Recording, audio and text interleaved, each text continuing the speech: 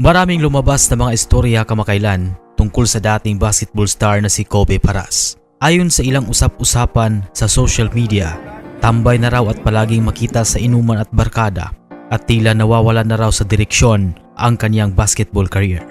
Pero gaano nga ba ito katotoo? Tambay na nga ba talaga si Kobe Paras? O may ibang kwento sa likod ng lahat ng ito?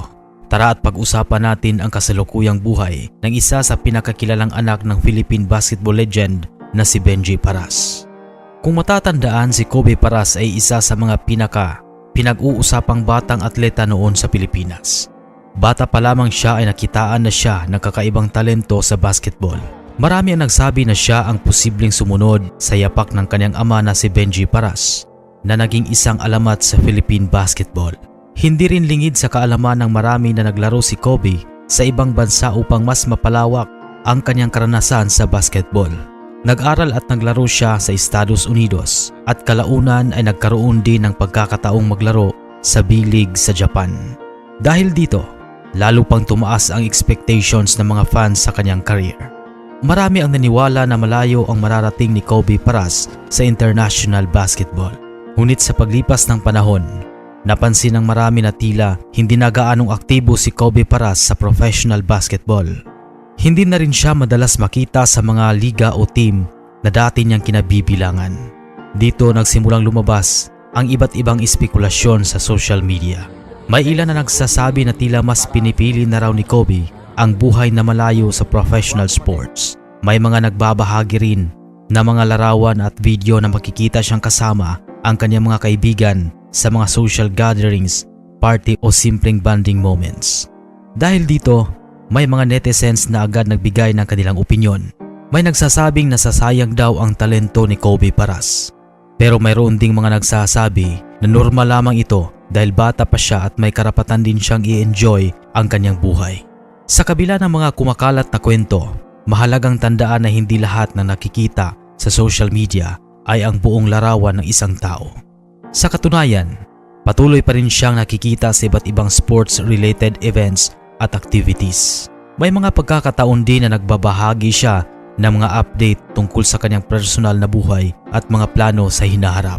Matatandaan na siya ay naglaro sa Japan B-League noong 2022 hanggang 2023. Pagkatapos ng season na yon, naghiwalay sila ng team at naging free agent siya. Ilang taon na rin siyang walang regular na professional team at hindi rin siya sumali sa Philippine Basketball Association's draft noong 2025 kahit eligible na siya. Dahil dito, marami ang nagsasabing parang pansamantalang huminto o naglaylo siya sa professional basketball. Mas naging active siya sa social media, endorsement at lifestyle content.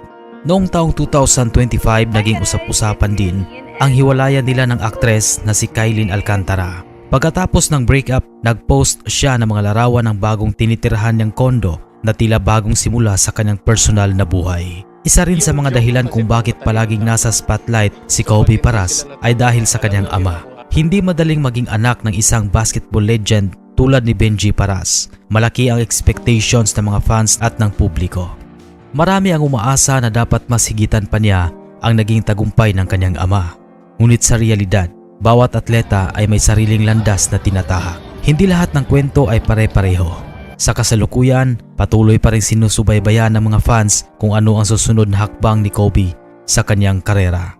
May ilan na umaasa na muli siyang babalik sa professional basketball, habang ang iba naman ay naniniwala na maaari pa siyang magkaroon ng ibang tagumpay sa labas ng sports.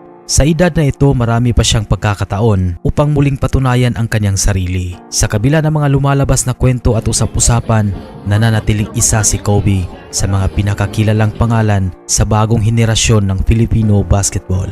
Ang tanong ngayon, makikita pa kaya natin siyang muling magningning sa basketball court o may ibang landas na siyang tatahakin sa kanyang buhay? Ano sa tingin niyo? I-comment ninyo sa ibaba ang inyong opinion. Kung nagustuhan ninyo ang video na ito, huwag kalimutang mag-like at paki-subscribe na rin sa ating channel para sa mas marami pang balita at kwento tungkol sa mundo ng sports. Maraming salamat sa inyong panunood.